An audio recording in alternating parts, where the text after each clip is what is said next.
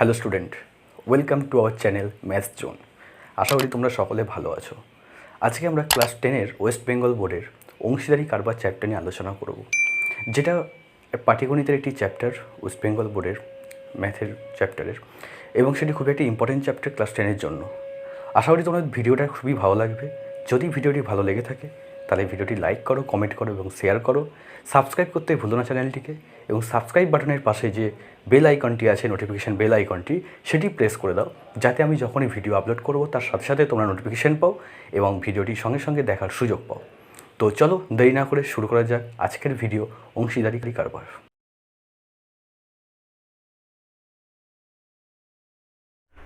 Hello student, আজকে আমরা West Bengal বোর্ডের ক্লাস 10-এর ম্যাথের অংশীদারি কারবার চ্যাপ্টারটা নিয়ে আলোচনা করব।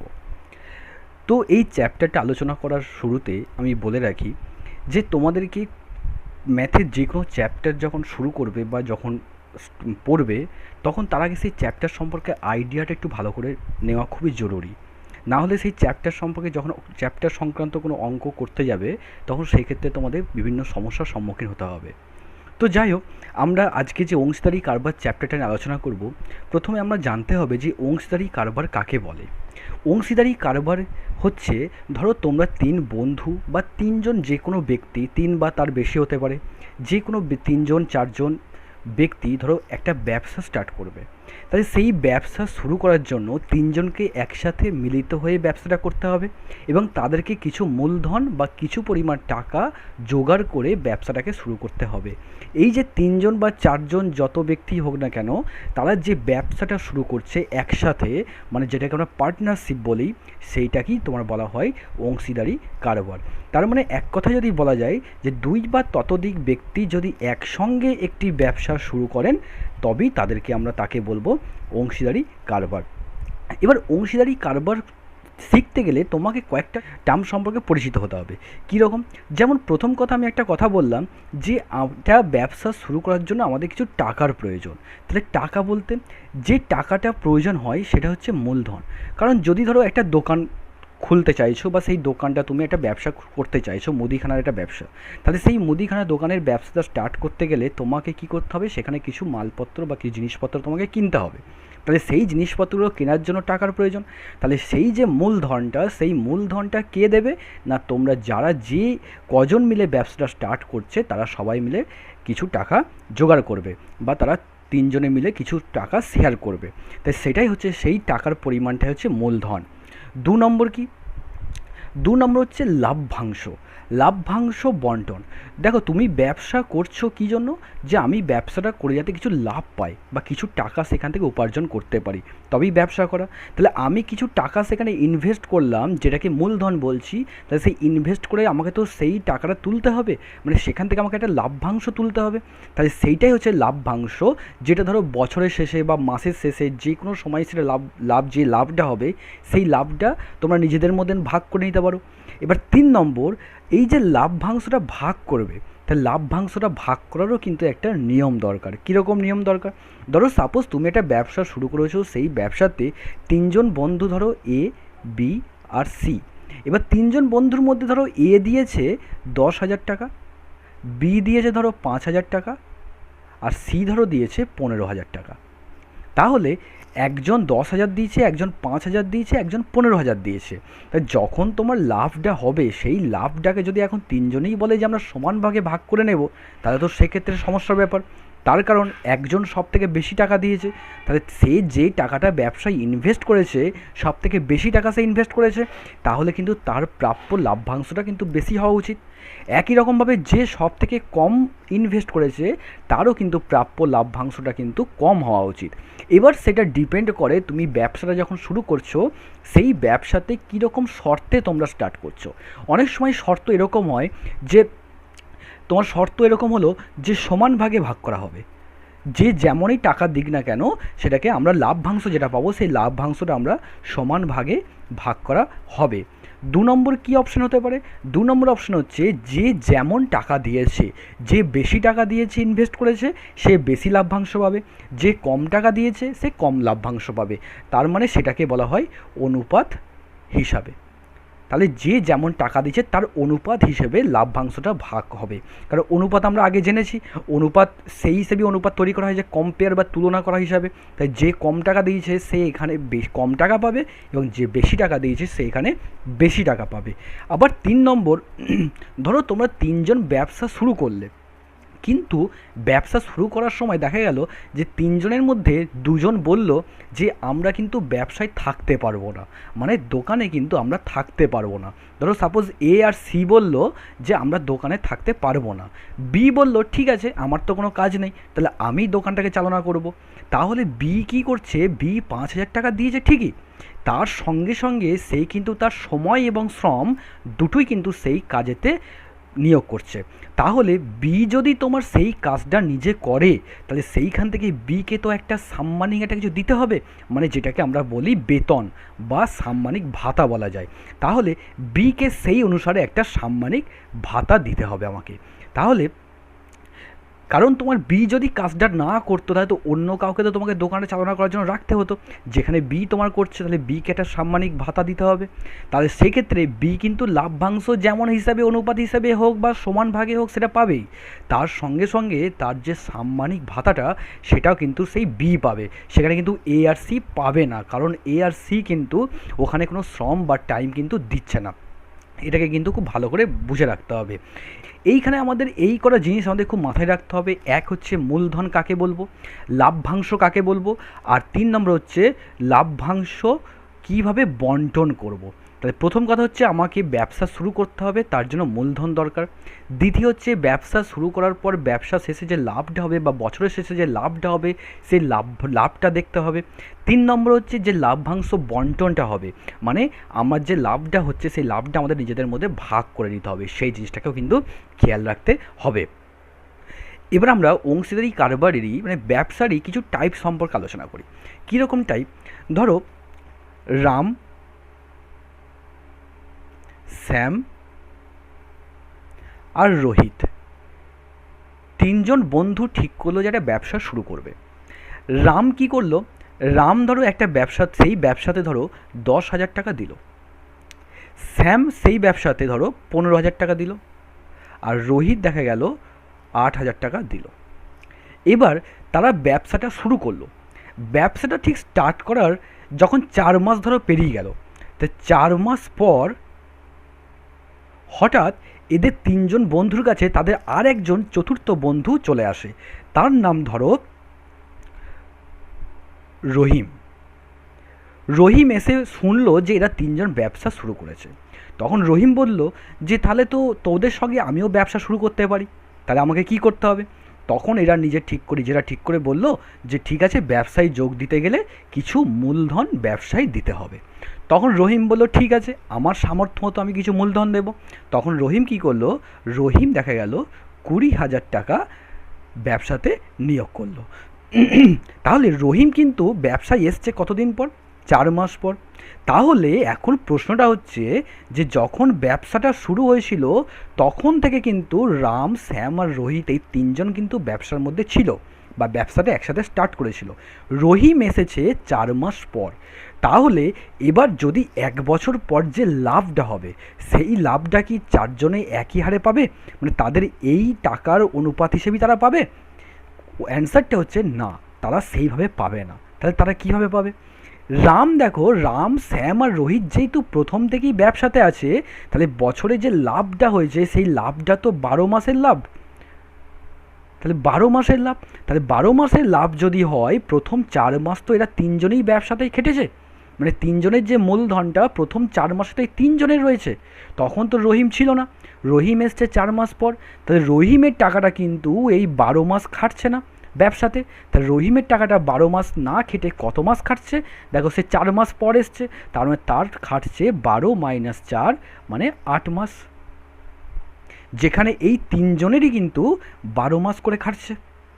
তাহলে আমরা যদি তাদের নতুন মূলধনটা বা ব্যবসায় খাটার হিসাবে যদি তাদের মূলধনটা বুঝতে চাই, তাহলে দেখো রামের টাকাটা যেহেতু 12 মাস খাটছে, তা রামের 10,000 টাকাটা 12 মাস খাটবে।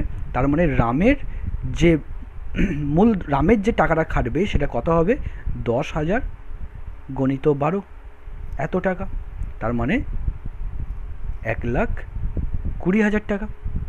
একই রকমভাবে শ্যামের টাকাটা 12 মাস খাটবে, তার মানে ও দিয়েছিল 15,000 টাকা আর খেটেছে কত 12 মাস, তার মানে এত টাকা। একই রকমভাবে রোহিতের কত হবে, রোহিতের হবে তোমার 8,000 ইন্টু 12, এত টাকা। তাহলে এটা হচ্ছে কত 12 5 60, 18 1 2 3, এটা হচ্ছে 96, এত টাকা। তাহলে এইখানে তিনজনের টাকাটা কিন্তু খেটে হচ্ছে 12 মাসে এত টাকা করে, আর রহিম সেখানে তার টাকাটা খাটিয়েছে ব্যবসাতে 8 মাস।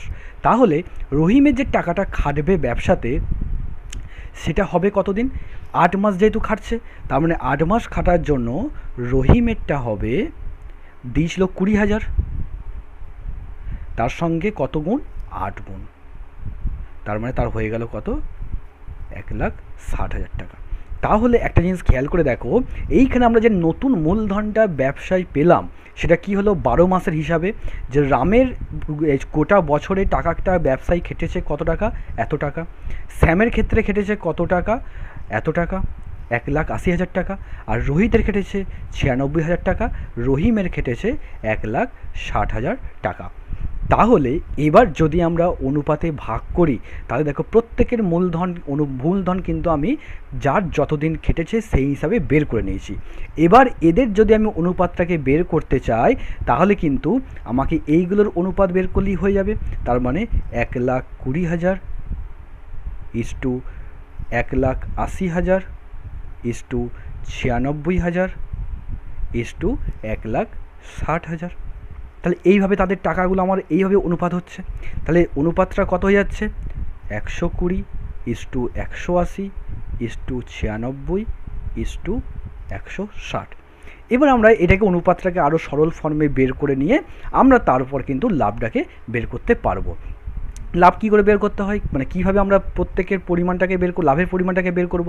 ধরো এর সাপোজ আমি যদি এটাকে আরও সিম্পলেস্ট ফর্মে বের করি তাহলে এখানে আমি 4 দিই, সবাইকে ভাগ করে দিই, তাহলে দেখো এটা 30 হবে, এটা কত হচ্ছে 45, এটা হচ্ছে দেখো 8 4 16, এটা হচ্ছে 40। তাহলে এইটা হচ্ছে আমার অনুপাতটা, এটা বেরোলো। এবার যদি আমরা এই অনুপাতের হিসাবে প্রত্যেকের লাভ্যাংশ বের করতে চাই তাহলে কী করব। সাপোজ ধরো লাভ্যাংশটা যেটা বছরের শেষে যে লাভটা হয়েছে সেই লাভটা ধরো মানে মোট লাভ ধরো 1,20,000 টাকা। তাহলে 1,20,000 টাকা যদি লাভ হয় তাহলে আমরা কীভাবে বের করব। তাহলে আমাদের যে অনুপাতটা বেরিয়েছিল অনুপাতটা কত বেরিয়েছিল, অনুপাতটা বেরিয়েছিল আমাদের 30 ইস্টু 45 ইস্টু 24 ইস্টু 40। তাহলে আমরা এখানে মোট অনুপাতটাকে বের করে নিই। তাহলে মোট অনুপাত মানে 30 যোগ 45 যোগ 24 যোগ 40। তাহলে এটা হচ্ছে দেখো 4 আর 5 9, 4 আর 2 6, 4 10 আর 3 13, 139। তাহলে আমাদের এখানে যে মোট লাভটা হয়েছিল ধরো এইটা হচ্ছে, আমি ধরো এটাকে বললাম সাপোজ এটা 1,39,000 টাকা, 1,39,000 টাকা ধরো লাভ হয়েছে। তাহলে যে রাম যেটা পাবে, রামের লাভ্যাংশ কত হবে, রামের অনুপাতটা ছিল কত, রামের অনুপাত ছিল 30, তাহলে 30/139, তাহলে হবে কত 30/139 ইন্টু আমার মোট লাভটা, মোট লাভ কত 1,39,000। তাহলে এইটাকে আমরা কাটাকুটি করলে পাবো 1,000। তাহলে এখানে হয়ে গেল কত 30,000 এত টাকা। তাহলে রাম পাচ্ছে 30,000 টাকা। এইভাবে কিন্তু আমরা প্রত্যেকের লাভ্যাংশগুলোকে একে একে বের করতে পারবো। তাই তোমাদের এখানে যেটা মনে রাখতে হবে সেটা হচ্ছে অংশীদারি কারবারে যেটা সবথেকে ইম্পর্টেন্ট জিনিস সেটা হচ্ছে টাকাটা কতদিন ব্যবসায় খাটছে। টাকাটা যতদিন ব্যবসায় খাটছে সেই হিসাবে কিন্তু আমাদের মূলধনের অনুপাতটাকে বের করতে হবে। যারা ব্যবসায় প্রথম দিন থেকে আছে তাদের কিন্তু বছরের পুরো সব কটা দিনই তাদের ব্যবসায় টাকাটা খাটছে, মানে 12 মাসই তাদের টাকাটা খাটছে। আর যারা কয়েক মাস পর এসছে তাদের সেই কয়েক মাসটা বাদ দিয়ে বাকি সময়টা ব্যবসায় খাটছে। এইটাকে কিন্তু খুব ভালো করে খেয়াল করে অঙ্কগুলোকে সলভ করতে হবে। তো এটার ক্ষেত্রে তোমরা এবার বাকিটাকে বের করে নিতে পারবে। চলে যাই আমরা নেক্সট একটা প্রবলেমে।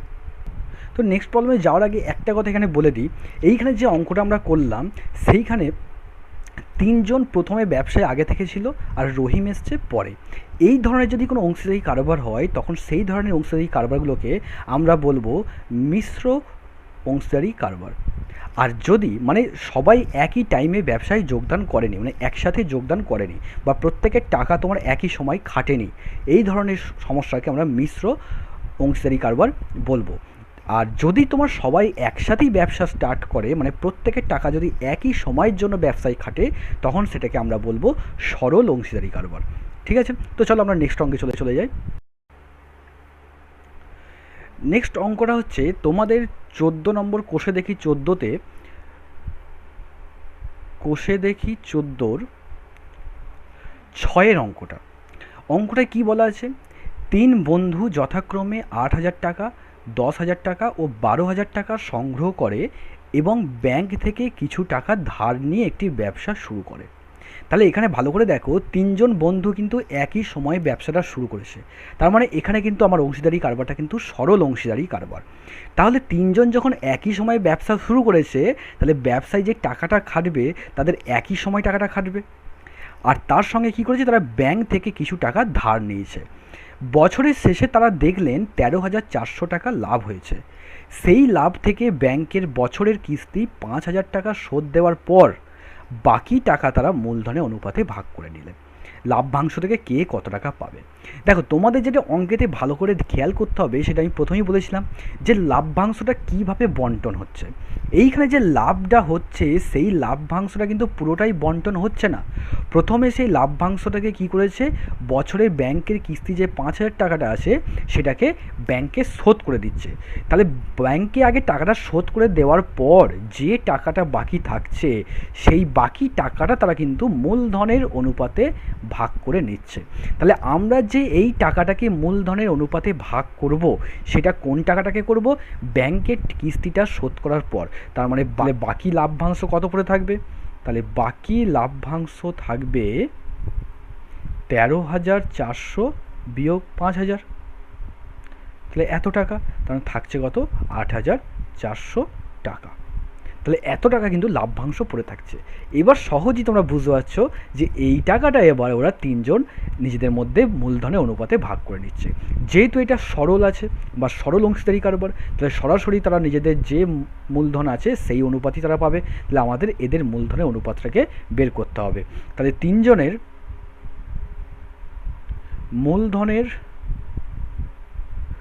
অনুপাত কত হবে? দেখো, 8,000 ইস টু 10,000 ইস টু 12,000। তার মানে হচ্ছে কত? 8:10:12। তার মানে 2 4 8 5 6। তাহলে 4:5:6 হচ্ছে মূলধনের অনুপাত। এবার এই অনুপাতে যদি তাদেরকে লাভ্যাংশ পেতে হয়, তাহলে আমাদের কীভাবে বের করতে হয়? মোট অনুপাত বের করতে হবে।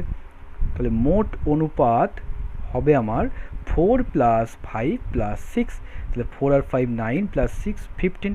তাহলে প্রথম বন্ধু পাবে, দেখো প্রথম বন্ধু পাবে কত টাকা? প্রথম বন্ধুর অনুপাত ছিল কত? 4 বাই মোট অনুপাত কত? 15 ইন্টু লাভটা কত? 8,400 টাকা। কারণ ওই টাকাটাই কিন্তু তারা ভাগ করছে। তাহলে কাটাকুটি করলে কত হবে?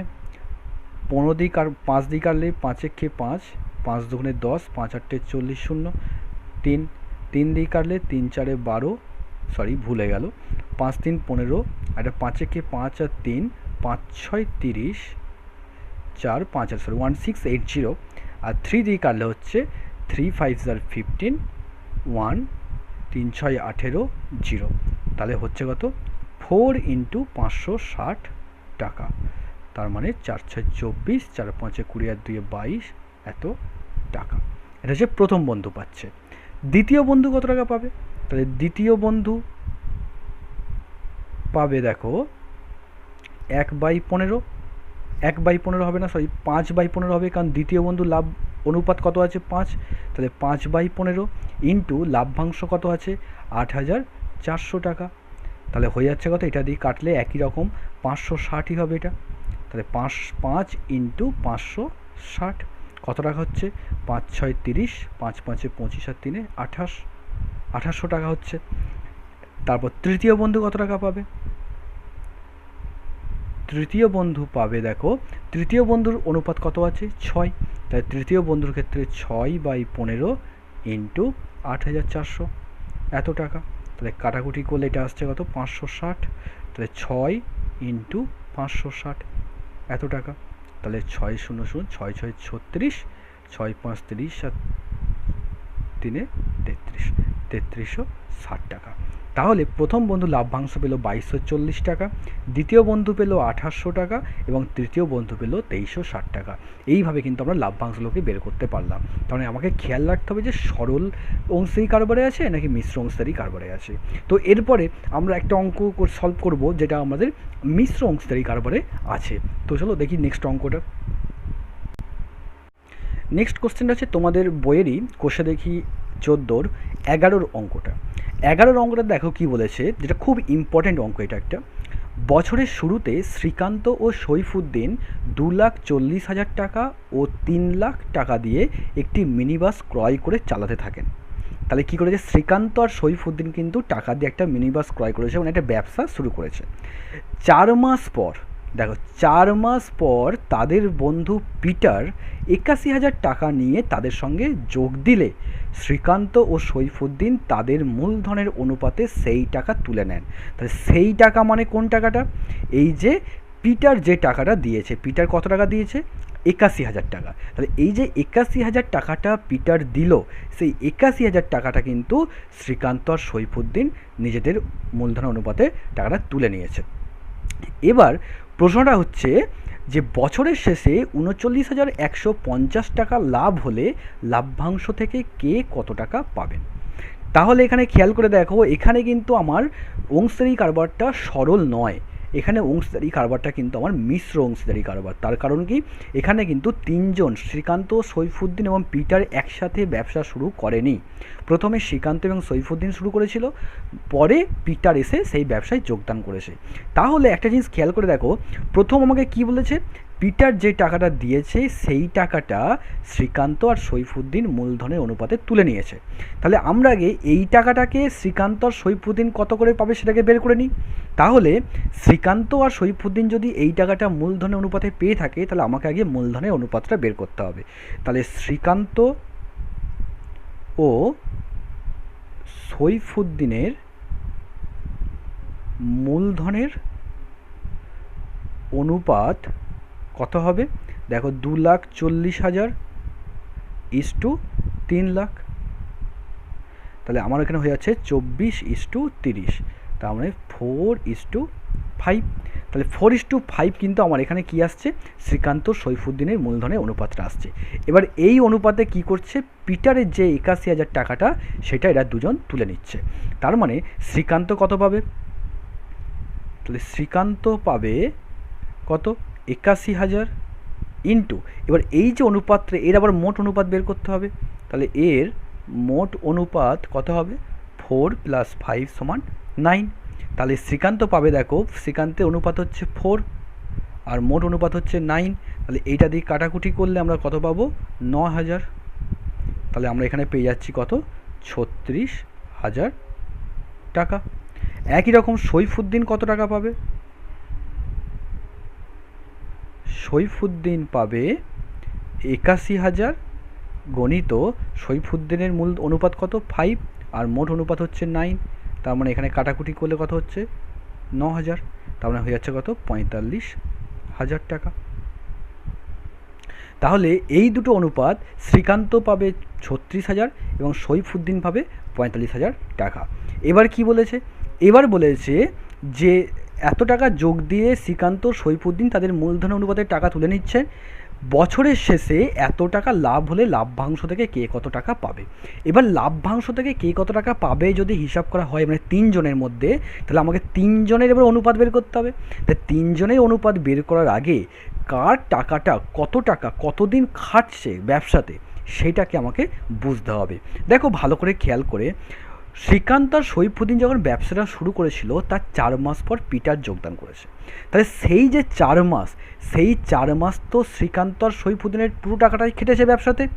আর ঠিক তার 4 মাস পর শ্রীকান্ত আর সৈফুদ্দিন 36,000 টাকার 35,000 টাকা করে তুলে নিয়েছে। তার মানে তখন আর তাদের টাকাটা এত টাকা রইল না। তাহলে বাকি যে 8 মাস, সেই 8 মাস কিন্তু তখন আর এই টাকাটা খাটবে না। তখন এইখান থেকে শ্রীকান্তের 2,40,000 টাকা থেকে 36,000 টাকা মাইনাস হয়ে যাবে। তার মানে দেখো, শ্রীকান্তের ছিল কত প্রথমে? 2,40,000 টাকা, 2,40,000 টাকা শ্রীকান্তের ছিল। সেই টাকাটা প্রথম 4 মাস আমার খেটেছে, তাহলে প্রথম 4 মানে ইন্টু 4 হয়ে গেল। তারপরে দেখো সে তুলে নিয়েছে কত টাকা? 36,000 টাকা তুলে নিয়েছে। তাহলে কত টাকা আছে আর? তাহলে প্লাস এই টাকাটা প্রথম 4 মাস গেছে, পরের যে 8 মাসে, পরের 8 মাসে কোন টাকাটা খাটছে? পরের 8 মাসে 36,000 টাকাটা বাদ দিয়ে যে বাকি টাকাটা হয় সেটা। তাহলে 2,40,000 মাইনাস 36,000, এইটা ইন্টু কত টাকা হবে? ইন্টু 8 মাস। তাহলে এত টাকা তার খাটছে। তাহলে এই যে এত টাকা তার খাটছে, তার মানে কত হচ্ছে এটা?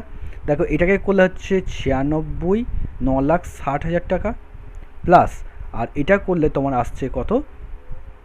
3, 6, 4, 2,04,000 টাকা ইন্টু 8, এত টাকা।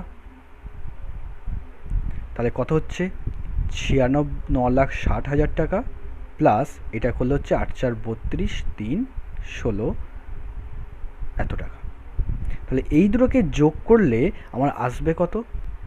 দেখো এই দুটোকে যোগ করলে আমার আসবে 2, 9, 5, 2, 2, 3, এত টাকা আসবে।